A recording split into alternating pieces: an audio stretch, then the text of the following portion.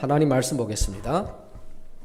사도행전 13장 44절부터 52절 말씀 되겠습니다. 사도행전 13장 44절부터 52절 우리 같이 읽겠습니다.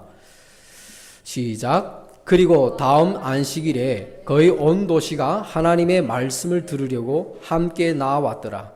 그러나 유대인들이 그 무리들을 보았을 때 그들이 시기심으로 가득하여 바울이 말한 그것들을 대적하여 말하고 반박하고 신성모독하더라. 이에 바울과 바나바가 담대해져서 이르되 하나님의 말씀이 너희에게 먼저 전해질 필요가 있었으나 너희가 말씀을 버리고 스스로 영존하는 생명에 합당하지 아니한 자로 판단하므로 보라 우리가 이방인들에게로 돌아서노라. 이는 주께서 이같이 우리에게 명령하여 이르시되 내가 너를 이방인들의 빛으로 세웠나니 이것은 너로 하여금 땅 끝까지 구원을 위한 빛이 되게 하려 함이라 하였기 때문이라 하더라. 또 이방인들이 이것을 듣고 기뻐하여 주의 말씀에 영광을 돌리며 영원한 생명에 이르도록 정해진 자들은 다 믿더라. 주의 말씀이 그 온 지역에 두루 전파되더라. 그러나 유대인들이 독실한 귀부인들과 그 도시의 고위 인사들을 선동하여 바울과 바나바를 대적하여 핍박하고 자기들의 지역에서 그들을 추방하였더라. 그러나 그들이 저들을 향하여 자기들의 발에 먼지를 떨어버리고 이고니움으로 가더라. 그리고 제자들은 기쁨과 성령님으로 충만하더라. 아멘. 자, 오늘은 사도행전 39번째 시간입니다. 오늘 본문의 말씀을 통해서 하나님의 말씀이 선포되었을 때 나타난 두 가지 반응에 대해서 함께 말씀을 나누겠습니다. 오늘 우리는 비시디아 안디옥의 한 안식일에 일어난 놀라운 광경을 우리가 목격하게 됩니다. 우리 44절의 말씀을 보겠습니다. 그리고 다음 안식일에 거의 온 도시가 하나님의 말씀을 들으려고 함께 나왔더라. 자, 이 장면은 단순한 군중의 집회가 아닙니다. 이것은 영적인 갈급함의 증거입니다. 아모스서 이제 8장 11절에 보면은 주 하나님이 말하노라. 보라, 그 날들이 오나니 곧 내가 그 땅에 기근을 보내노니 빵의 기근도 아니요 물로 인한 갈증도 아니요 오직 주의 말씀들을 듣는 것에 대한 기갈이라 이렇게 말씀합니다. 당시 로마 제국에 화려한 문화와 철학이 있었지만 그 사람들의 영적인 이 목마름을 해결해 줄 수는 없었습니다. 오직 하나님 말씀만이 그들의 공허를 채울 수 있었기에 온 도시가 모여든 것입니다. 놀랍지 않습니까? 이제 바울이 전한 이 말씀들을 듣고 이 온 도시 사람들이, 특별히 이방인들이, 온 도시 사람들이 함께 회당에 모여서 말씀을 들으러 나오죠. 그러나 기억하십시오. 히브리서 4장 12절에서 우리가 말씀을 보면은 하나님의 말씀은 살아있고 권능이 있어 양날 달린 어떤 것보다 예리하여 혼과 영과 및 관절과 골수를 찔러 쪼개기까지 한다고 선언합니다. 말씀은 중립적이지 않습니다. 말씀은 빛과 어둠을 나누고 알곡과 가라지를 나누며 구원받을 자와 멸망할 자를 정확하게 쪼갭니다. 오늘 이 시간 선포되는 이 말씀이 여러분의 마음을 관통할 때 여러분은 어떤 반응을 보이겠습니까? 말씀은 우리에게 결단을 요구합니다. 중간지대는 없습니다. 오늘 본문의 말씀을 통해서 우리가 극명하게 갈라지는 두 가지 반응을 우리가 보여주는데 거기에 대해서 우리가 살펴보도록 하겠습니다. 첫 번째 반응은 시기심으로 나타납니다. 우리 45절을 같이 읽겠습니다. 시작. 그러나 유대인들이 그 무리들을 보았을 때 그들이 시기심으로 가득하여. 자, 여기 보면은 말씀을 들었을 때, 복음을 들었을 때, 하나님의 말씀을 들었을 때 유대인들이 어떻게 반응합니까? 아주 부정적으로 반응을 하죠. 그게 뭡니까? 시기심으로 가득했다고 이야기합니다. 여러분, 바울이 말한 것을 들었을 때 이 시기심이, 여러분 시기심이라는 게 뭡니까? 질투. 왜 질투했습니까? 바울이 전한 이 하나님의 말씀은 예수 그리스도를 믿음으로 구원을 받는다는 아주 단순한 진리입니다. 그런데 유대인들은 어떤 마음을 가지고 있습니까? 무엇인가를 자기들은 이방인들은 개나 돼지처럼 취급을 했죠. 부정적인 짐승처럼 취급했습니다. 자기들은 이방인들보다 더 우월하다고 생각했어요. 그런데 예수 믿고 구원받는다니까 그 하나님의 백성이 될 수, 하나님의 자녀가 될 수 있다고 이런 진리들을 선포하니까 유대인들은 거기에 대해서 아주 불만이 생긴 거죠. 그래서 이런 시기심으로 가득하여, 근데 이 시기심이 어떻게 발전하는지 여러분이 보십시오. 시기심을 가지고 있으면 어떻게 반응을 하는지 우리가 볼 수 있는데, 여기에 보면은 그것들을, 바울이 말한 그것들을, 하나님의 말씀이죠. 하나님의 말씀을 어떻게 합니까? 대적하여 말하고, 대적해서 말한다라는 말이면, 바울이 하나님의 말씀을 전하는데 거기에다 토를 다는 거예요. 토를 단다. 우리 한국말이 토를 단다. 태클을 건다. 이런 말을 하죠. 바울이 선포한 이 하나님의 말씀에 대해서 대적을 하는 겁니다. 그리고 또 어떻게 합니까? 반박을 해요. 거기에 대해서 논쟁을 막 하는 겁니다. 결국 그게 어떤 죄로 나갑니까? 신성모독으로 나갑니다. 신성모독으로. 여러분의 시기심이 하나님의 말씀을 대적할 뿐만 아니라 반박하고 결국 신성모독의 죄로까지 확장되는 것을 우리가 볼 수 있습니다. 그래서 여러분 이 본문의 말씀에서는 이 온 시민들이 거의 다 모였던 이 장소에서 유대인들이 바울이 전한 이 하나님의 말씀을 듣고 그들은 말씀을 들었을 때 진짜 이유는 뭡니까? 교리적인 문제가 아니었습니다. 시기심 때문이죠. 그 마음의 문제죠. 그들은 자신들이 누려야 할 존경과 인기를 낯선 전도자 바울에게 뺏겼다는 박탈감을 느꼈던 것입니다. 종교적인 열심이나 기득권이 오히려 하나님의 일하심을 방해할 수 있다는 것을 우리가 알 수 있는데요. 내가 중심이 되지 않았다는 이유로 남이 하는 사역까지 깎아내리는 것은 시기심에서 비롯되는 겁니다. 그래서 우리가 보통 요즘에 한국에도 많은 문제들이 생기잖아요. 많은 문제들이 생기는데 특별히 뭐 목사님들이라든가 이런 것들이 이슈들이 많이 터지잖아요. 우리가 굳이 그런 사람들 자꾸 막 비판할 필요는 없습니다. 저도 가만히 생각해 보니까 성숙한 사람들은 다른 사람을 비판하기보다도 그 사람들의 사건을 통해 자기 자신을 돌이켜보는 거예요. 그래서 우리가 좀 그런 마음을 가지셔야 됩니다. 왜냐하면 사람은 다 문제가 있습니다. 다 문제가 있어요. 그리고 사람들마다의 그 입장에 서 있으면 또 그 사람들을 이해할 수 있습니다. 근데 우리가 너무 내가 하나님의 자리에 앉아서 다른 사람들을 재단하고 판단하고 이러면 내가 재판관이 되는 거예요. 그런 거 우리가 내려놔야 됩니다. 왜냐하면 그런 것들은 하나님께 맡기고 우리는 하나님의 말씀에 우리가 순종해서 사명을 감당하면 됩니다. 자, 여기 보면은 대적하고 그리고 반박했다 이렇게 나오죠. 여러분 하나님 말씀이 선포될 때 이 잘못된 마음의 상태가 바로 이런 현상으로 나타납니다. 말씀을 이제 반대를 하고 대적하고 결국은 하나님의 진리를 모독하는 이런 일들이 일어나는 거죠. 그래서 이 구절은 사도행전의 이 흐름에서 매우 중요한 말씀이라는 걸 우리가 알 수 있는데요.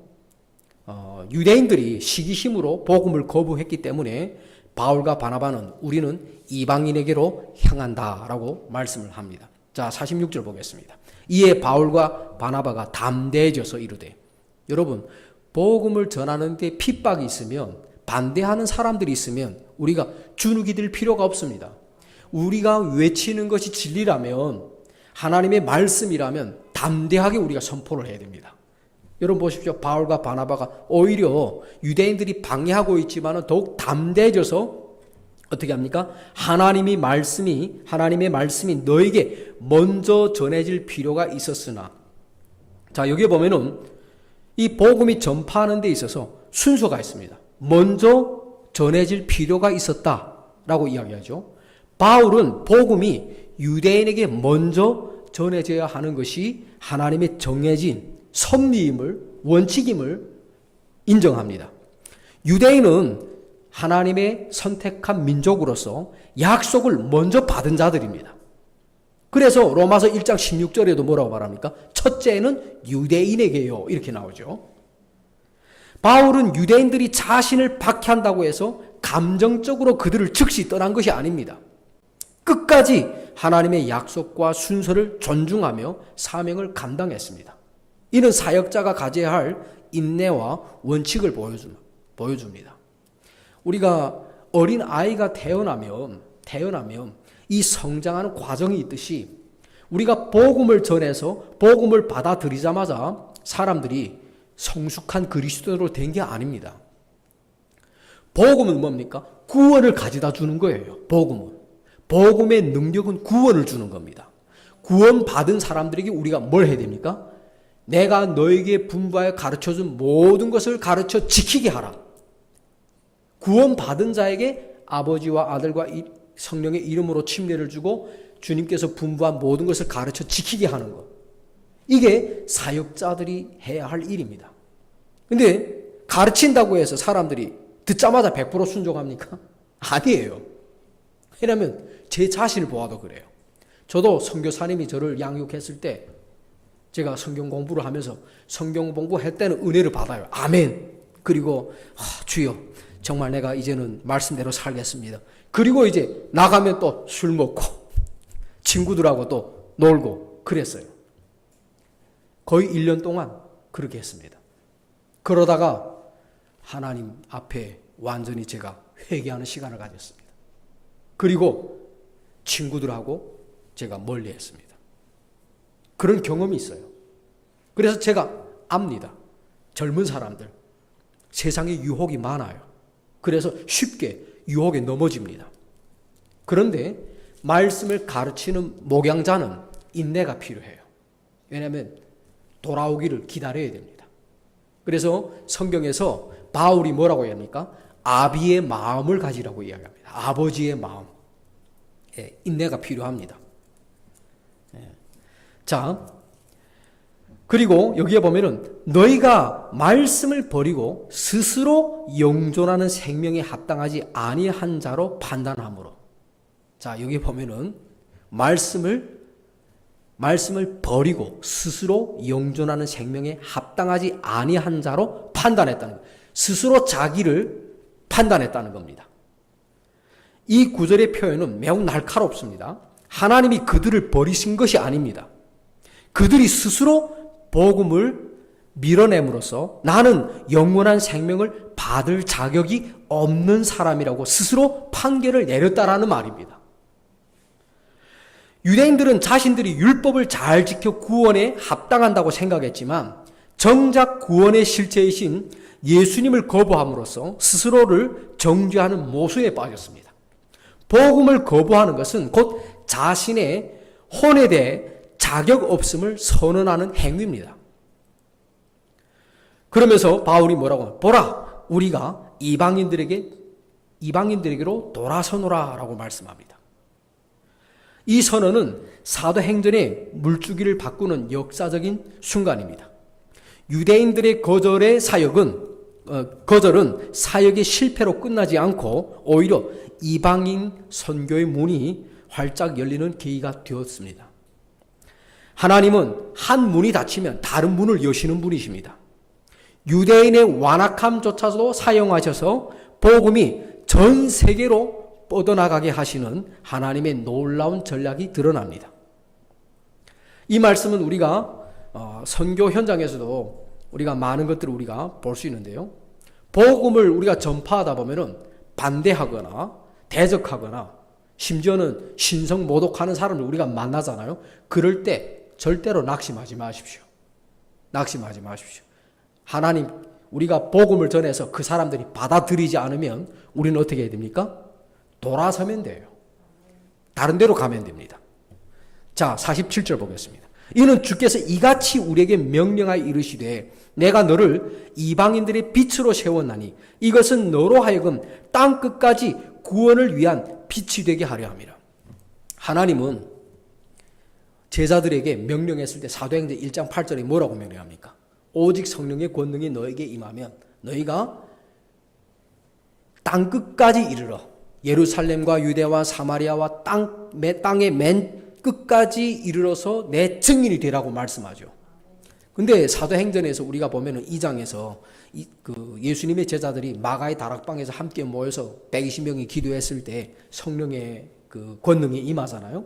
임한 뒤에 제자들이 뿔뿔이 흩어져서 복음 좀 팔아 나갔습니까? 아니에요. 그들은 계속 예루살렘에 머물러 있었습니다.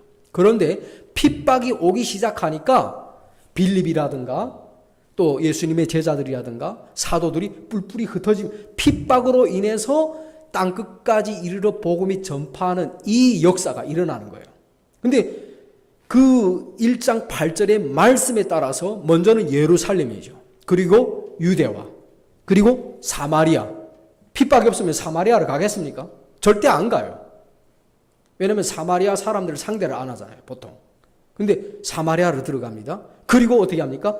이방인들에게도 구원이 있다는 걸 우리가 베드로의 설교라든가 이 고넬료 환상 사건이라든가 이런 것들도 우리가 볼 수 있습니다. 그리고 바울과 바나바가 이방인들에게 복음을 전했을 때 우리가 지난주에 말씀을 살펴보았듯이 총독 서기오 바울이 예수님을 믿잖아요. 이방인들 중에 고위 관리가 예수님을 최초로 믿는 걸 우리가 볼 수 있습니다. 이런 사건들을 우리가 이 복음이 어떻게 전파되었는지 그리고 바울이 더 확실하게 여기에서 깨닫죠. 뭡니까? 주님께서 하셨던 말씀이 너를 이방인들의 빛으로 세웠나니 이것은 너로 하여금 땅 끝까지 구원을 위한 빛이 되게 하려 합니다. 바울은 정말 영적으로 어두운 상태에 처해 있었죠. 빛 대신 주님을 만나고 난 뒤에 그의 눈이 열리잖아요. 빛을 보았단 말이에요. 그래서 바울에게 너희를 이방인들은 영적으로 다 어두운 소교과 같잖아요. 그 사람들의 빛이 되도록 하는 걸 우리가 볼 수 있습니다. 자, 그 다음 50절도 보십시오. 이 복음이 전파될 때 유대인들은 대적하고 반대하고 신성모독을 했죠. 그런데 사탄이 어떻게 복음을 전하는 현장 속에서 활동을 하는지 대적을 하는지 우리가 볼 수 있습니다. 50절 보십시오. 그러나 유대인들이 독실한 귀부인들과 여기에 보면은 이 이방인들 중에 독실한 귀부인들이 있습니다. 이 독실하다는 말은 아주 경건한 우아한 정말 그 지역에서 그 도시에서 덕망이 있는 이런 사람, 존경받는 그런 사람을 말합니다. 근데 대부분 귀부인들이에요.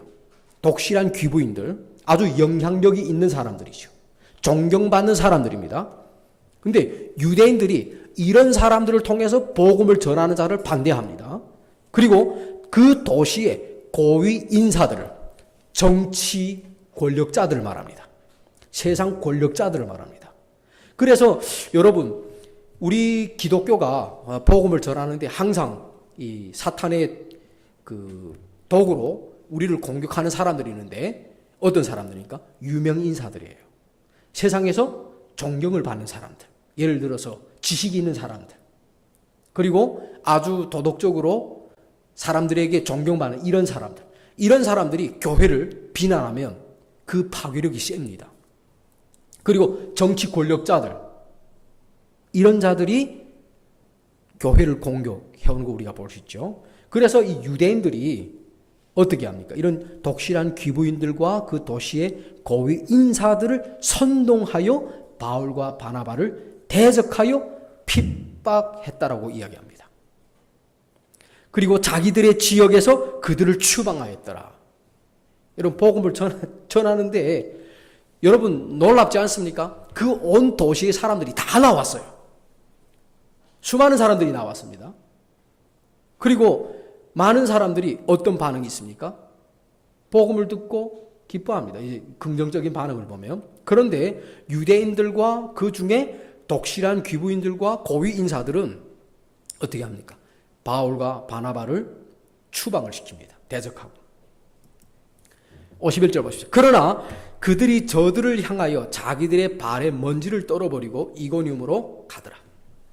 여기에서 바울과 바나바를 대적하는 이 독실한 귀부인들과 또 유대인들과 거기에 사람들로 인해서 바울과 바나바가 어떻게 합니까? 예수님이 하신 말씀대로 마태복음 10장 14절의 말씀에 따라서 너희 멸망은 우리와 상관이 없다. 그 책임은 너에게 있다. 그러면서 발의 먼지를 털어버리고 가죠. 그래서 우리가 복음을 전하다 보면은 반대하는 사람들이 있거나 우리를 핍박하는 사람이 있을 때는 발의 먼지를 털고 오면 됩니다. 이게 첫 번째 반응이에요. 그래서 복음을 전하면 항상 이런 마귀에게 속한 자들이 우리를 공격한다는 사실을 여러분들이 기억하십시오. 우리가 생각할 때는 만사가 형통해야 된다고 생각하잖아요. 그런데 그렇지 않습니다.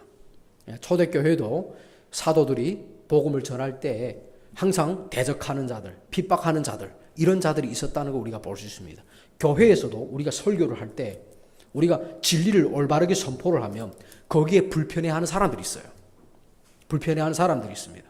예를 들어 교회에서 헌금 설교를 하면 사람들이 엄청 행복하지 않아요. 교회 돈 받기 모른다 이렇게 생각을 합니다. 그러나 그게 성경에서 가르치는 내용입니다. 성경에서 가르치는 내용을 우리가 빼지 말고 그대로 가르쳐야 돼요.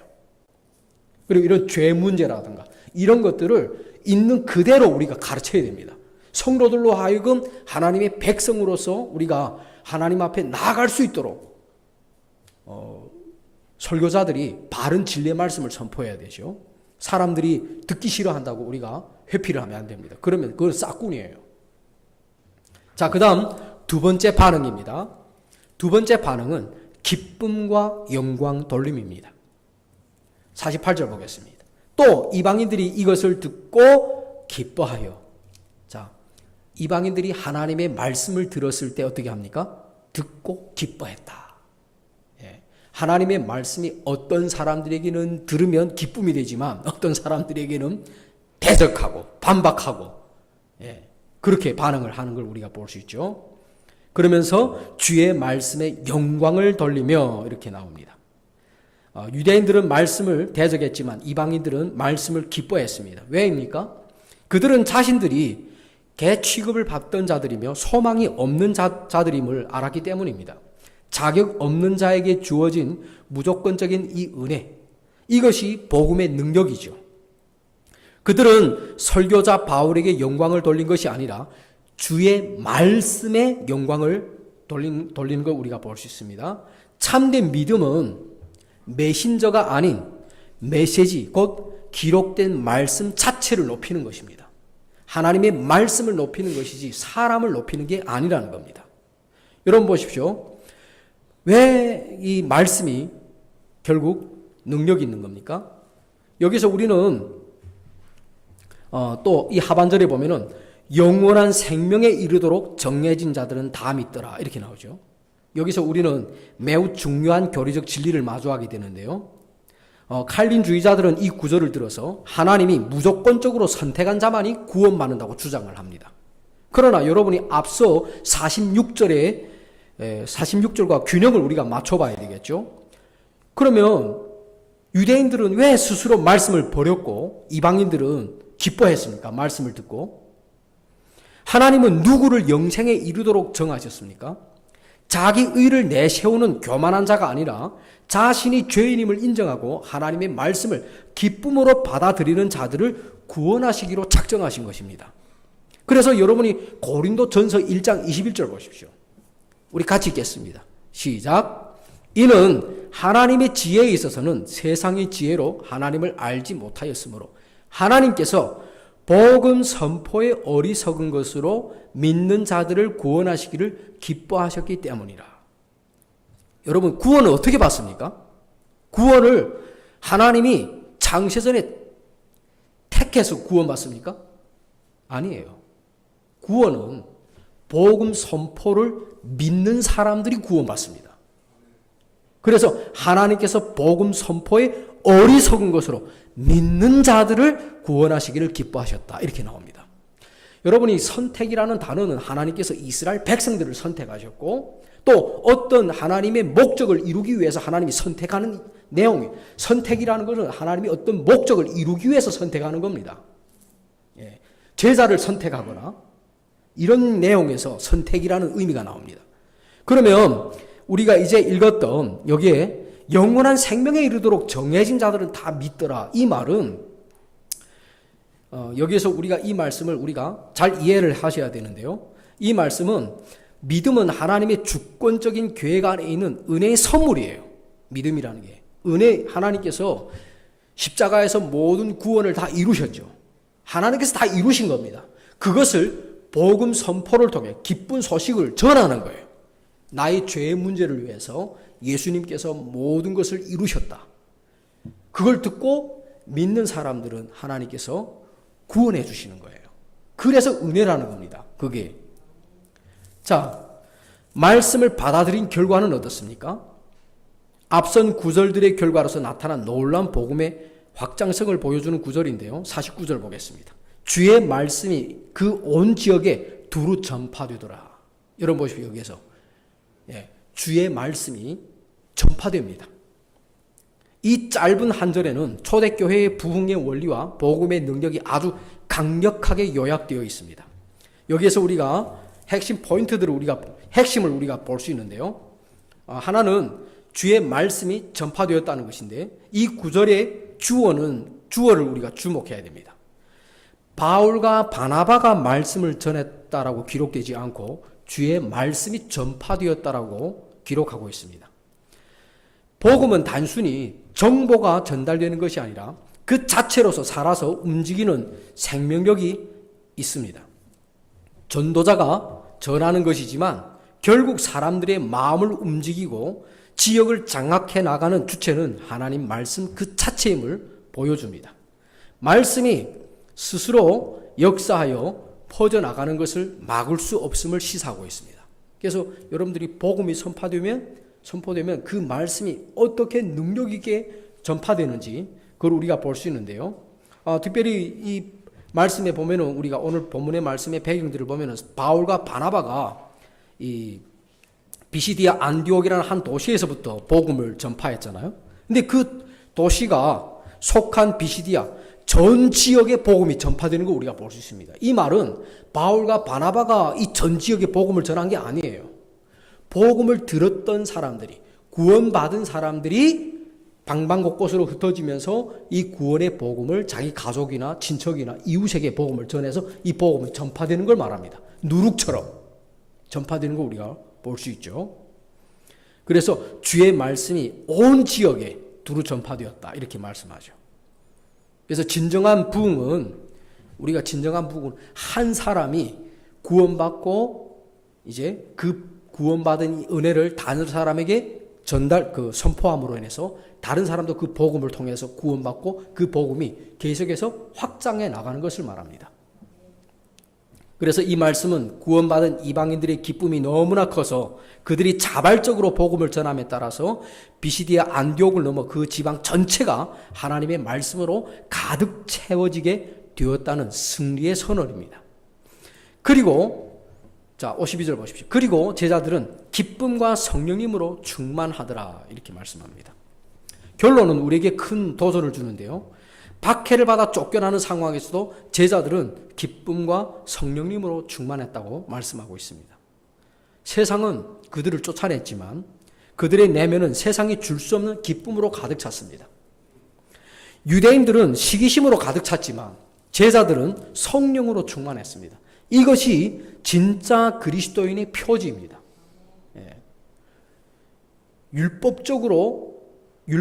율법을 쫓아갔던, 종교를 쫓아갔던 유대인들은 시기심과 질투심, 하나님을 신성 모독하는 죄악을 범하지만 결국 스스로 영생을 포기하는 그런 자리에 있었지만은 오히려 제자들은 어떻습니까?